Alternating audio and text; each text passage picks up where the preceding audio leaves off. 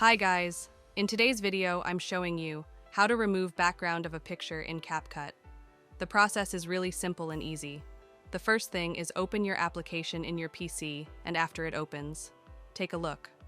On the left top, you will see different kind of options, and from these options, you have to select this option Media. After you select Media, you can import your file in CapCut by tapping on this import. And then import your file.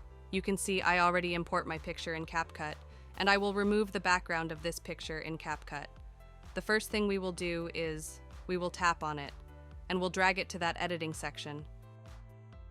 As you can see, I drag it to the editing section. The only thing we have to do is take a look on the right, so you will see the option Basics and Cutout, Mask, Enhance. From here, tap on this option, Cutout, and here you will see the option Auto Cutout.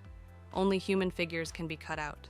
So tap on this option, Auto Cutout, and you can see the background of this picture has been removed. So it is the easiest way to remove the background of any picture in CapCut.